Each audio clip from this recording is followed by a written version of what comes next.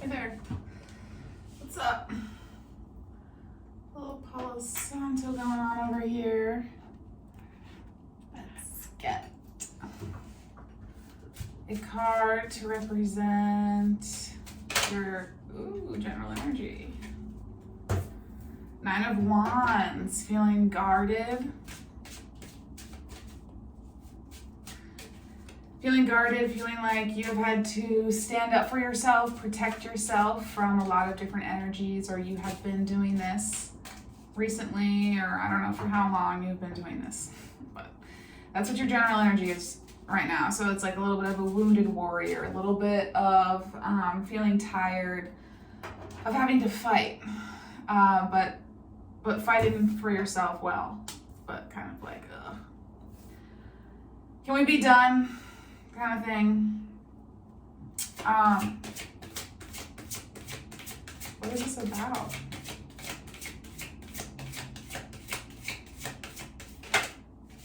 So you're very strong because you're able to defend yourself, protect yourself from these external forces.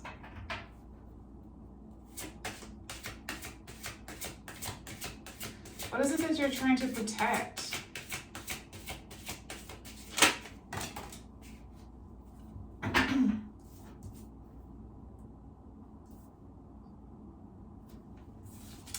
We have the Death card and the Queen of Wands.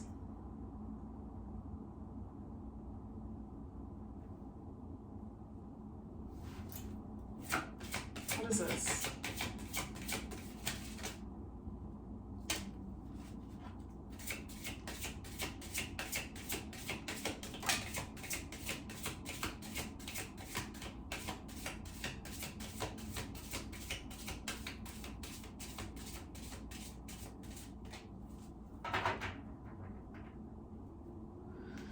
We have the Lovers that has come out and the Four of Swords. It's interesting how I feel the desire to set it up like this. I have the Death card on top here. And then the Nine of Wands with the Lovers clarifying that on this one side. And then the Queen of Wands with the Four of Swords on this other side. I don't really know what the significance of that is. I'm trying to figure it out as I say it out loud.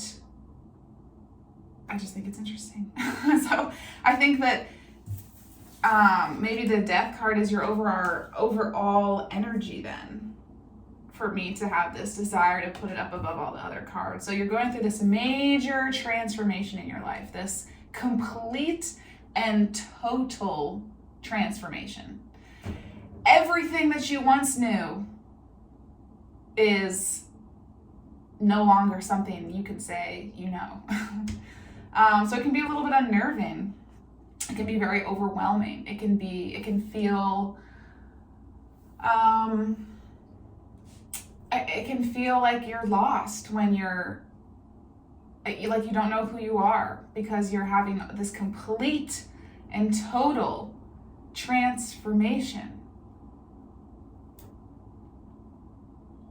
Throwing out all the old stuff. You're throwing it out. Okay, so the Lovers is clarifying the Nine of Wands. And it's interesting because one of the Lovers in this card is pointing to the Four of Swords. So it's like one person in the Lovers is really... It's interesting. Because the person who is pointing at the Four of Swords in this Lovers card is also the same person who is has their eyes covered and is looking away from it. So what I'm getting from that is this person who's pointing at the Four of Swords, whoever that is, if it's you or the other person, I don't know. It's like, intuitively, deep down that you need this rest, but it's like you don't want to look at it. It's like you know that you need it, but you don't want to take it. Kind of thing. I don't know what that means. In regards to this relationship, like a rest from the relationship or just resting in your life in general, I don't know. That's something that you have to define for yourself. But it's like one person is actively looking at it. But that's not the thing that is drawing my attention. It's the person. And the person who's looking, who's pointing at it but looking away from it feels like you. So it's like you acknowledge somehow, maybe subconsciously, this need for rest to kind of like step away from whatever the thing is that you need to step away from. But you don't want to actually do it. You don't want to actually embark on it for whatever reason. And Queen of Wands here, I don't know who this is representing. If it's you, maybe you're the Queen of Wands.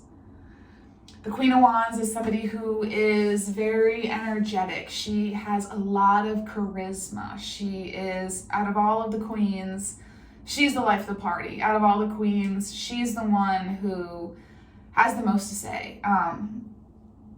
It's not the Queen of Swords. I feel like the Queen of Swords to me feels like very demure, very only speaks when something is really necessarily needed to be spoken. Doesn't just like fill up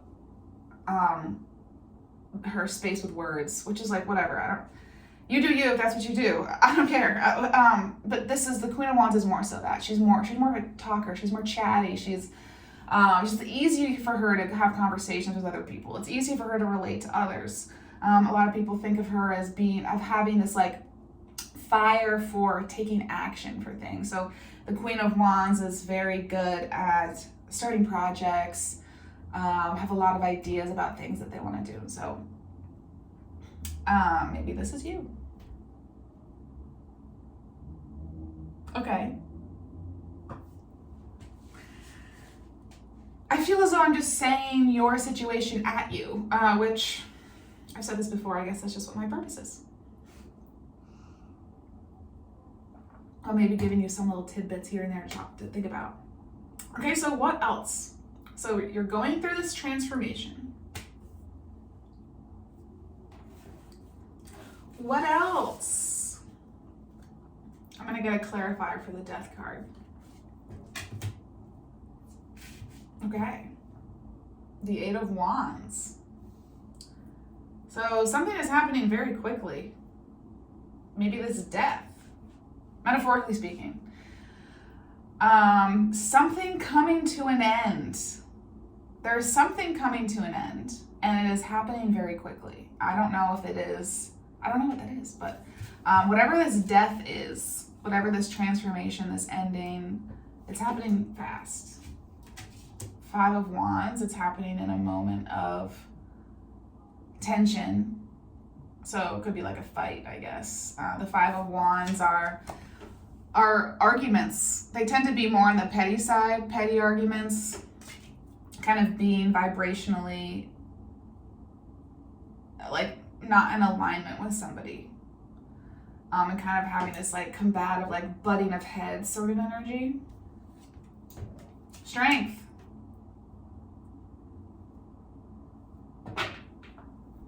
I think that's just a reminder to you that you have a lot of strength in this situation. I think that this is a tough thing that is coming to an end.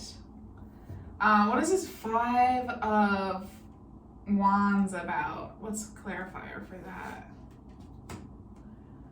The Five of Pentacles.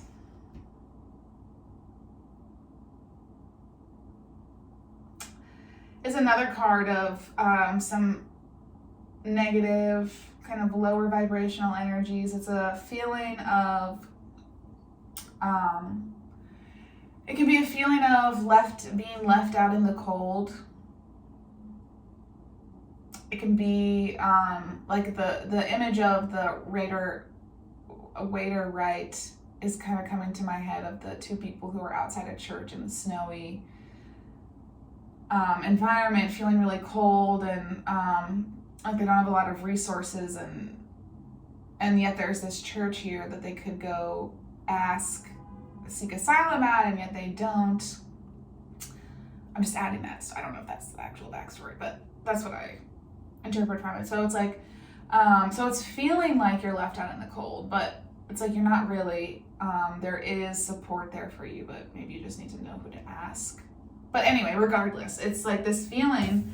And then in this one particularly, it's like there's an element of theft to it. There's something, it feels like you have less than what you had before in this argument after it. And what is that here to teach you? Because nothing is ever really lost. But it's like if you have something and then you don't have it anymore, then it's more so that you've come out of vibrational alignment with that thing, and so it's no longer in your vicinity. Or it is that you have raised your vibration and it's no longer in your vicinity because you're not a match to it anymore. Whatever the case may be. Let's get one more card to clarify this. 5 of Wands, 5 of Pentacles. The Wheel of Fortune. Oh gosh, okay. So this really dramatically changed what you feel like is like, I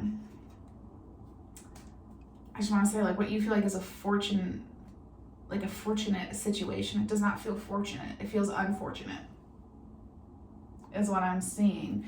And then I'm also seeing the Wheel of Fortune being that it can turn back into fortunate very quickly. So I guess to me, the Wheel of Fortune coming out after this conflict situation feels to me like it is not a definitive thing, I guess. So what I'm thinking is like the Wheel of Fortune turns. It turns and then it turns again. So it has turned in a negative way, but then it can turn back again. Whereas like if let's say if this was changed and the Wheel of Fortune had come out up here and the Death card had come out here, then I would be more so inclined to say that like something has come to an end. Your fortune has changed. It happened really quickly. It was about some sort of combative situation and then all the other stuff that I said. But because it's the other way around, the Death is not the emphasis of this disagreement, but the Wheel of Fortune is the emphasis of it. And the result is death. The result is this utter, complete transformation. And that is a positive thing, even if that doesn't feel like it now. Like, transformation is incredible. And whatever this thing was a catalyst for you to kickstart this transformation. And so the Wheel of Fortune could change again. So I guess keep that in mind with whatever this very fast moving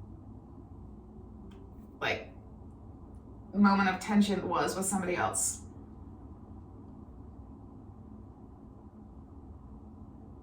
So another thing I'm just seeing from the Lovers, it's like, I don't know who this is, if it's a relationship, it can, or any type of relationship, somebody who you feel like very close to. The one person is looking at it. So it's like one person is making a decision to have the rest, and then the other person, who is you, is not actively making that decision. You're looking away from it, but at the same time, like subconsciously, you know that it's the right choice.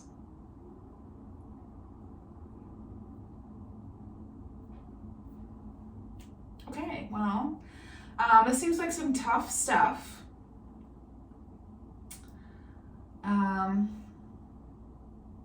So what else should we discuss? I want to get another card after this Wheel of Fortune. Or do I?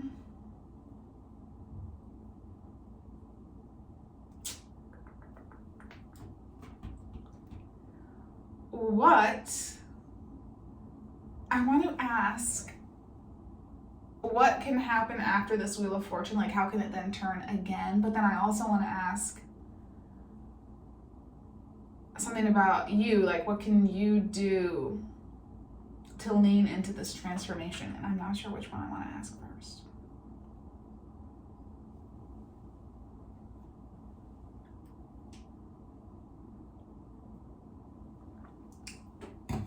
What's going to be the result of this transformation?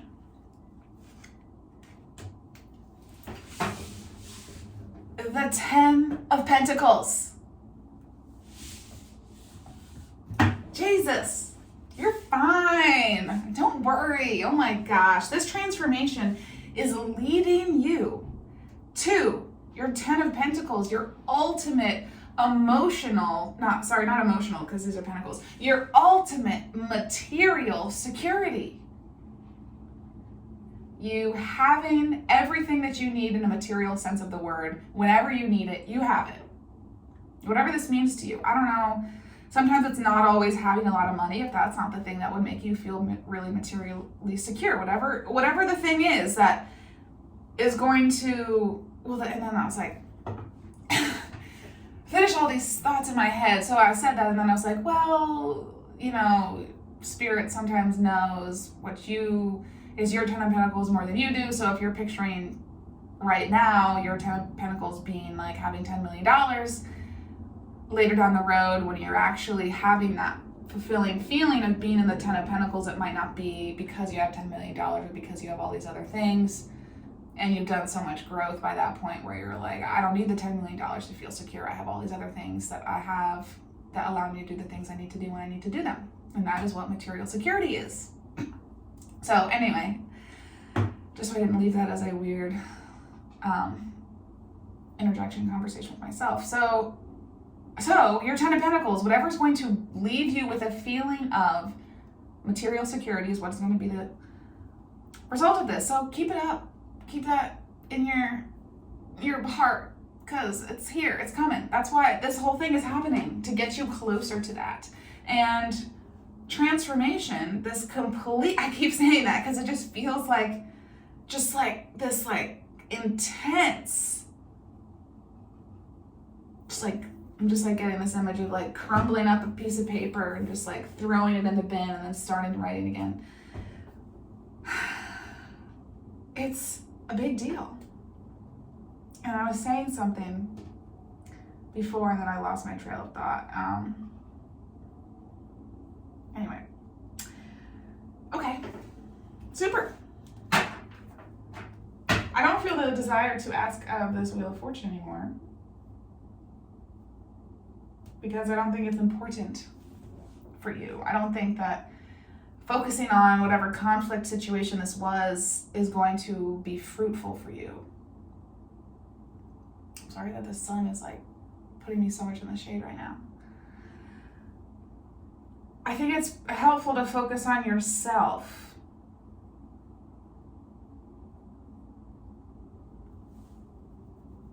I don't know what else to say about that.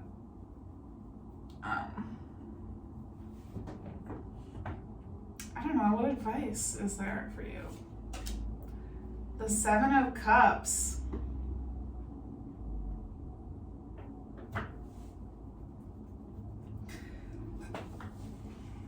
The first thing that came to my mind was lean into having all of these roads ahead of you, having all these options ahead of you.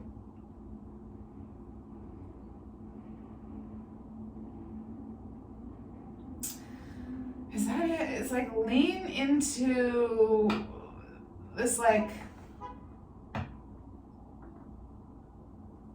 don't know what, how to transform that energy into words.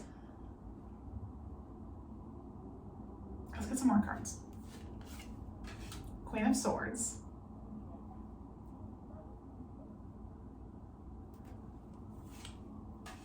Four of Wands.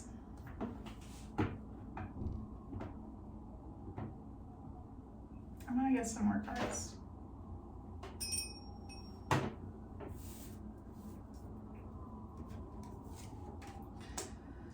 Two of Cups, Two of Swords, Justice.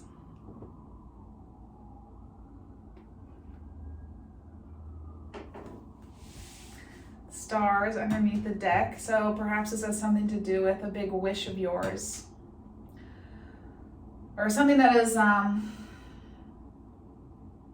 a wish, or something that's very close to your heart in a way.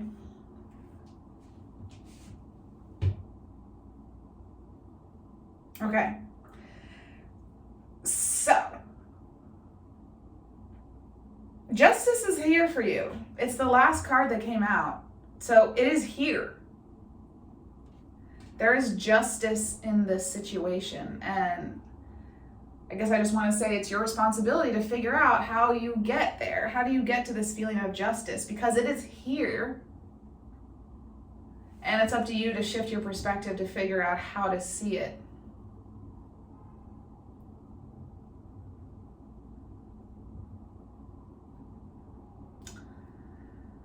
I'm trying to figure out what this is trying to say.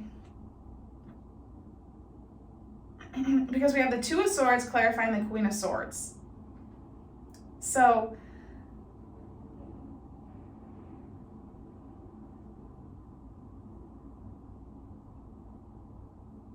like, it's like from these cards down here, from the Two of Cups to the Two of Swords, I'm like, it feels like you're like making a decision. I don't know, I guess it feels like deciding to be in a relationship with the Four of Wands and then the Two of Cups and the Two of Swords. The Two of Swords being like a truce kind of energy, but it feels like positive, like you agree to work with somebody to both of your benefits.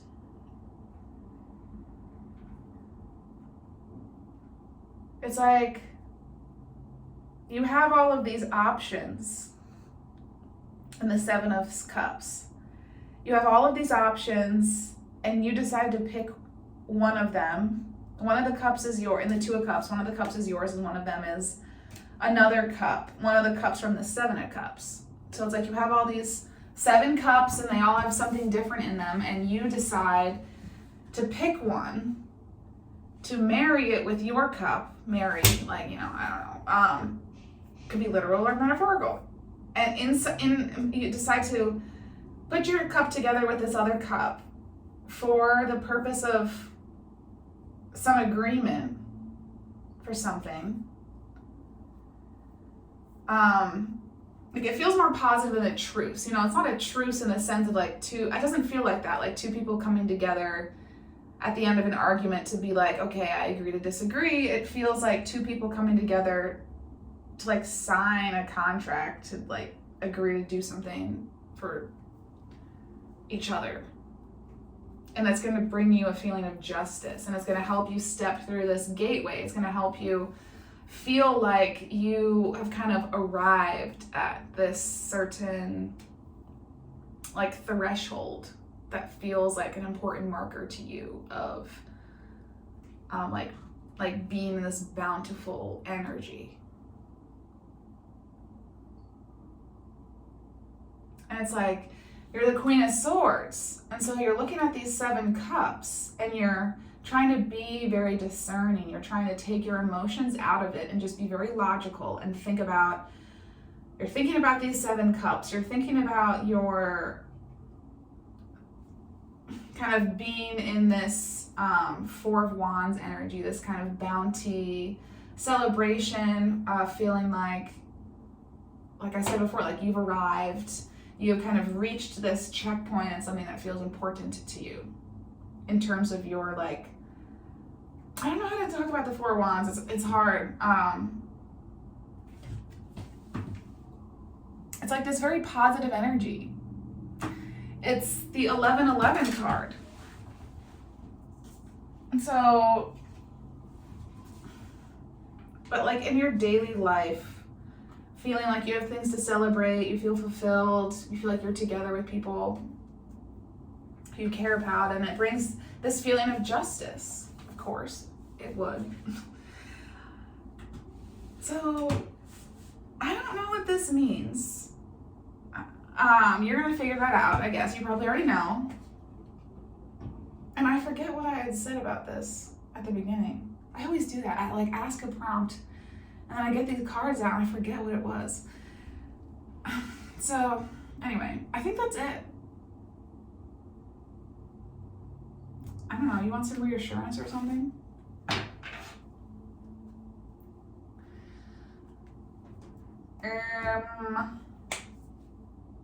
what's coming after this Wheel of Fortune? So the Wheel of Fortune has changed. You're having this transformation, having a lot of rest, feeling guarded, feeling like you need to protect yourself from other energies. Maybe not so much being your boisterous, like outgoing self, maybe taking a little bit of a couple steps back. So what's next? What is coming around the mountain? The King of Pentacles. How exciting. A King of Pentacles figure is coming round the mountain. King of Pentacles, they're going to be very stable. Super stable. They are going to have their financial situation locked in. They're the planner. They know how to make, they know how to plan a vacation and have it be like incredible. Like they love that kind of stuff. This King of Pentacles, they like knowing what to expect. And they like creating the expectation as well. They like being reliable. They like being somebody that you can trust. They like being there for you. Like it's important for them to be there for you, for whoever, in a physical sort of way. Like this is somebody who, it's like if you were having trouble in your life, like they'll offer to come cook you dinner. You know, they're not necessarily gonna so much offer to like sit and listen to your feelings, because they're just more like in the physical world than like the King of Cups, for example. But they'll like do things for you. That's their love language. Doing things like in the material sort of way. I love that for you. Okay, I feel like that's good. This has been a long reading, wow. Okay, let's get a top card over here. Pain, oh. Experiencing a lot of pain, sorry. Love, oh my gosh. Love is just on the other side of the pain. Look at that heart emanating out. You can feel that. It has power. Okay, my love to you dealing with this tough situation, and you are a beautiful soul. I won't be doing anything except living my own life, but I hope you enjoy yours.